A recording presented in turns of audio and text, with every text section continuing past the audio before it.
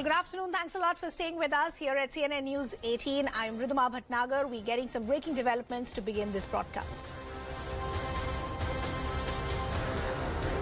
Home Minister Amit Shah has took on the Congress party over the Muslim quota row. He's gone on to say if the Congress comes back to power, then we will bring back Muslim quota. But the question that he's asking the Congress party is that when you come to power, whose reservation will you then reduce? Will it be of the Lingayats or the Vocaligas? Let's listen in to what the Home Minister had to say. Congress party के अध्यक्ष कहते हैं कि अगर कांग्रेस की सरकार आई तो मुस्लिम reservation फिर से आएगा। मैं पूछना चाहता हूं कांग्रेस पार्टी के अध्यक्ष महोदय कि आप 4% मुसलमान रिजर्वेशन वापस लाओगे तो किसका कम करोगे? वोकलिगा का कम करोगे, लिंगायतों का कम करोगे, दलितों का कम करोगे या एसटी का कम करोगे या ओबीसी का कम करोगे? And that's not all. The Home Minister has also hit out at the Congress as far as their positioning on the Popular Front of India is concerned. Once again, the Home Minister has asked that if the Congress comes to power, there will be violence, because he's saying the Congress has said in the past that there was no need to ban outfits like the PFI. The Home Minister has said, and because of that, states like Karnataka were impacted. He's also hit out once again and said, look what's happened in the recent past. They murdered Praveen Neturu, but look what the BJP government did. One day that entire outfit was banned and all of those people were then put in jail. Let's once again listen in to what the Home Minister had to say. सबसे बड़ा खतरा दक्षिण में PFI से किसी को था तो कर्नाटक को था। आए दिन हत्या करते थे। हमारे एक कार्यकर्ता प्रवीण की हत्या कर दी और वो आगे भी बढ़ रहे थे। मोदी जी ने एक दिन सुबह पीएफआई को बैन कर कर्नाटक पीएफआई के सारे नेताओं को जेल में डालने का काम कर दिया। Karnataka, they're only heating up. You have the Home Minister, who, remember, is in Karnataka. Yesterday, he held mega road shows as far as the old Mysuru region was concerned. And today, he's hit out at the Congress, one as far as the Muslim quota row is concerned, and also hit out at the Congress party on their positioning as far as banned outfits like the PFI is concerned. Let's also now bring in our colleague Ritu to try and understand what really is happening. Ritu, two things here.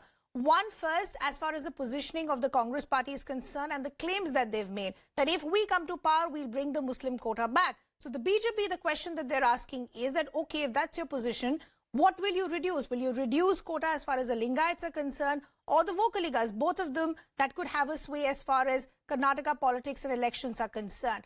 What is the kind of positioning that we've heard from the Congress party so far? So first thing that we do know that how Lingayats and Vocaligas are two political dominant communities here in the Karnataka, and this being an election year, all three parties, Congress, BJP and JDS, want to sway these votes, and that's the reason why we have also seen the candidates, the kind of candidates that these parties have also fielded in, or all most of them from Lingayats and Vocaligas as well. But now this time you see with the kind of a step that the BJP government here in the state took to give reservation to the Panchamasali and Vocaligas, of course, there again now their whole politics has erupted over there again. Now with the matter being in the Supreme Court as well. But however, you see now Amit Shah, in fact, had also gone on to say that the BJP in the state did a constitutional work. In fact, all those steps that were taken were in favor of the constitution.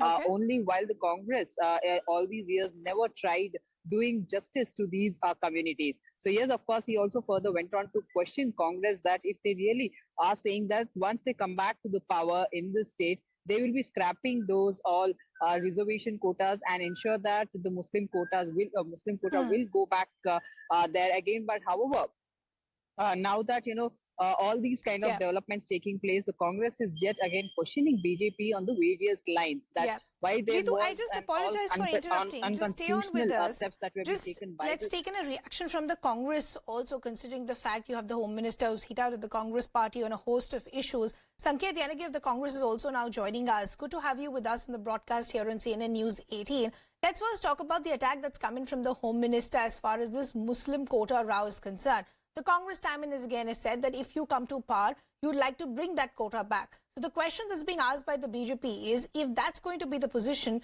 where are you going to reduce the quota? Is it going to be from the Lingayats or the Vocalikas?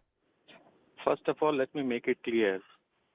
BJP has lost its battleground, so is looking at reservation of the communal issues or the issues which are attaching the sentiments of the people, because it is not having any developmental agenda, never did any development, nothing to talk about the development. So Mr. Shah is relying upon such issues, number one. Number two, the Karnataka government had taken a decision to scrap Muslim 4% quota. That matter is now seized with the Supreme Court. True. Supreme Court has already granted an interim order today. So that being the case, unless and until the court decides this, if the court itself scraps it down, that is well and good.